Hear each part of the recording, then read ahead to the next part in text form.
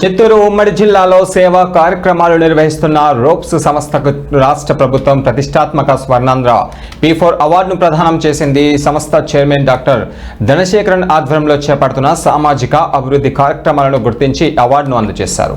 పలమనేరు నియోజకవర్గంలో నిర్వహించిన P4 తొలి వార్షికోత్సవ కార్యక్రమంలో ప్రత్యేక అధికారి శ్రీదేవి ముఖ్య అతిథిగా పాల్గొన్నారు. ఈ సందర్భంగా రోప్స్ సంస్థ చేస్తున్న సేవలను అభినందిస్తూ పేదరిక నిర్మూలన దిశగా సంస్థ చేస్తున్న కృషిని ప్రశంసించారు. పలమనేరు కుప్పం నియోజకవర్గంలోని 4 మండలాల యానాది గిరిజన గ్రామాల్లో విద్య, వైద్య, సామాజిక, ఆర్థిక అభివృద్ధి కార్యక్రమాలు నిర్వహిస్తున్నట్లుగా సంస్థ ప్రతినిధులు తెలిపారు. ఇక P4 వార్షికోత్సవం సందర్భంగా 12 మంది నిరుపేద యానాది గిరిజన మహిళలకు 25 కిలోల చొప్పున నిత్యావసర సరుకులు, 60 మంది మహిళలకు చీరలు పంపిణీ చేసినట్లుగా వారు తెలిపారు.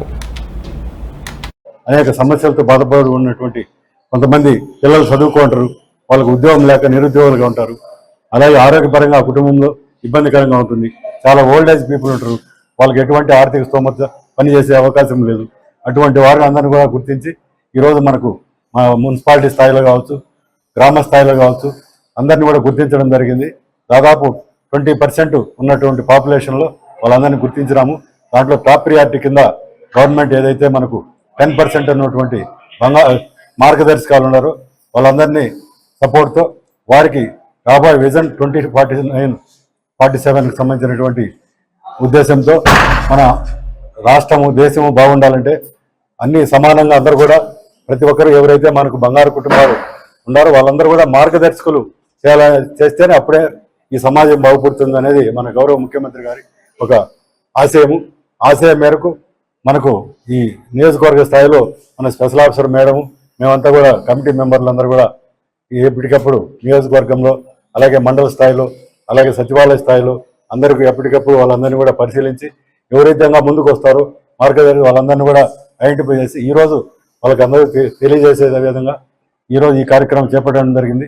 దీన్ని ఎందుకంటే గౌరవ ముఖ్యమంత్రి గారి ఆదేశాల ప్రకారం, అదేవిధంగా గౌరవ శాసనసభ్యుల వారి ఆదేశాల ప్రకారం ఏదైతే ఉందో అందులో భాగంగా ఏంటంటే అందరికీ తెలిసిన విషయమే 1947 సంవత్సరంలో మనకి స్వాతంత్రం వచ్చింది. అప్పటి నుండి కూడా దినదినాభివృద్ధి చెందుతున్న ఈ భారతదేశాన్ని 2047 నాటికి పూర్తి స్థాయిలో మన వికసిత్ భారత్ కార్యక్రమం ద్వారా చేయాలని, అంటే అన్ని స్థాయిలో కూడా అభివృద్ధి చేయాలనే లక్ష్యంతో ముందుకెళ్తున్నాం. కాబట్టి అందులో భాగంగానే గౌరవ ముఖ్యమంత్రి గారి లక్ష్యము ప్రకారము 2047 నాటికి స్వర్ణాంధ్ర ప్రదేశ్ ని సాధనగా ముందుకెళ్తున్నాము. ఈ స్వర్ణాంధ్ర ప్రదేశ్ లో ఒక ప్రభుత్వపరమైన కార్యక్రమాలు, అభివృద్ధి కార్యక్రమాలే భాగంగా కాకుండా ఈ P4 లక్ష్యంగా తీసుకొని ఏదైతే private public partnership, people partnership కింద మనం చేస్తున్నాం. కాబట్టి ఎవరైతే ధనికులు ఉన్నారో ఆ ధనికుల నుండి ఒక అట్లీస్ట్ మన సమాజంలో దాదాపుగా ఒక 10% ధనికులు ఉంటారు.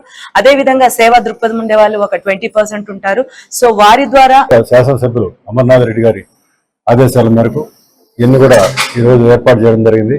ముఖ్యంగా మన కూటమి ప్రభుత్వం వచ్చిన తర్వాత గౌరవ ముఖ్యమంత్రి చంద్రబాబు నాయుడు గారు P4 అనేది అంటే పబ్లిక్ ప్రైవేట్ పీపుల్స్ పార్టిసిపేషన్ అనే ఒక జాయింట్ యాక్షన్ ప్లాన్ అనేది చేపట్టడం జరిగింది.